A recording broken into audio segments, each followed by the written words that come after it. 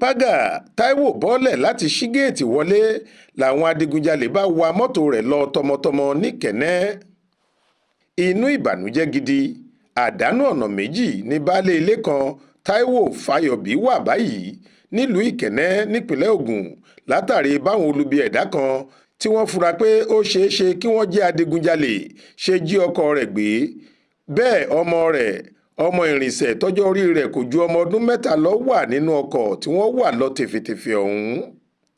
Alukoro iléeṣẹ́ ọlọ́pàá ìpínlẹ̀ Ògùn SP Ọmọlọ́lá Odùtọ́lá sọ nínú àtẹ̀jáde kan tó fi léde lọ́jọ́ Àbámẹ́ta Sátidé ọjọ́ 11 oṣù karùn-ún ọdún 2024 yìí pé àwọn ti bẹ̀rẹ̀ ìwádìí lórí ìṣẹ̀lẹ̀ burúkú ọ̀hún. Ó ní Táíwò Ọlọ́nàdé àti ọmọ rẹ̀ náà ni wọ́n jọ ń bọ̀ láti òde kan láàárọ̀ ọjọ́ náà. Òun fúnra rẹ̀ ló wa mọ́tò ayọ́kẹ́lẹ́ Toyota Camry tí nọ́mbà rẹ̀ jẹ́ PKA 446GV náà bọ̀. Ọmọ ọwọ́ náà sùn sórí ìjókòó ẹ̀yìn.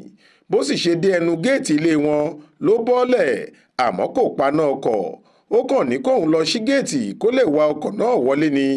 Àfi bó ṣe bọ́lẹ̀ tán níbi tó ti ń gbìyànjú láti ṣí géètì làwọn jàǹdùkú méjì kan ti yọ látinú igbó. Bóyá wọ́n ti lúgọdè tẹ́lẹ̀ ni o, bóyá ó sì ṣe kòńgẹ́ wọn ni, kò sẹ́ni tó tí ì lè sọ. Kíá làwọn géńdé náà bẹ́ sínú ọkọ̀ ayọ́kẹ́lẹ́ ọ̀hún. Ọ̀kan jókòó sáàyè dírẹ́bà ni wọ́n bá tẹná ọkọ̀ síwájú.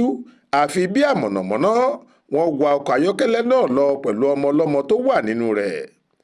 Gbogbo ariwo àti ìbòsí tí Táíwò lọ kò sèso rere kan torí káwọn aládùúgbò tó jáde láti gbọ́ ohun tó ṣẹlẹ̀ ẹ̀fọn ti fẹ́. Títí tá a fi kó ìròyìn yìí jọ kò tí ì sẹ́ni tó gbọ́ mọ̀kòó ọkọ̀ ayọ́kẹ́lẹ́ náà àti ọmọ tó wà nínú rẹ̀.